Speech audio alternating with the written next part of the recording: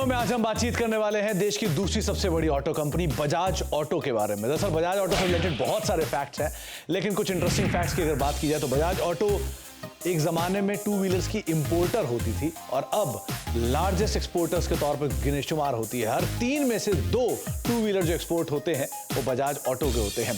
एक समय यह भी था कि 1960s में अगर आप वेस्पा को जानते हैं, वेस्पा एलएमएल का प्रोडक्ट था, तो नहीं, एक्चुअल में बजाज का प्रोडक्ट था। तो बजाज और पियाजियो के साथ एक टाई अप था जिसके साथ उन्होंने वेस्पा को लॉन्च किया था, लेकिन बाद में जब पियाजियो के साथ टाई अप टूटा तब उन्होंने एक एलएमएल के साथ टाई अप किया, जिसके बाद वो एलएमएल वेस्पा के तौर पर शुमार होता हुआ दिखाई पड़ा। लेकिन शुरुआत में वेस्पा जो प्रोडक्ट था वो बजाज ऑटो के साथ मिलकर शुरू हुआ था।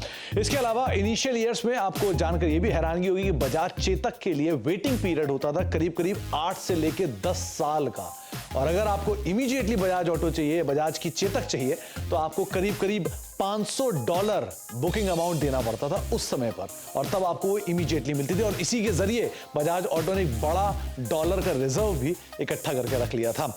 इसके अलावा एक ऐसा भी समय था कि लुधियाना में एक ही दिन में बजाज चेतक के करीब 500 कस्टमर्स को डिलीवर की गई थी एक ही दिन में। तो उस तरह की हाई डिमांड उस समय बजाज चेतक की होती थी। साथ ही साथ इंडिया का पहला ऑटो रिक्शा भी फिरोदिया ग्रुप के साथ मिलकर बजाज ने ही लॉन्च किया था। और साथ ही साथ बजाज ने एक बार एक स्मॉल कार भी लॉन्च की थी, 4 व्हीलर, जिसका नाम था क्यूट।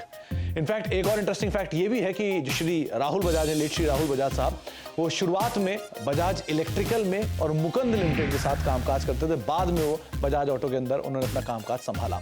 तो कुछ इंटरेस्टिंग फैक्ट बजाज ऑटो से रिलेटेड आए, कुछ और फैक्ट लेकर आते रहेंगे।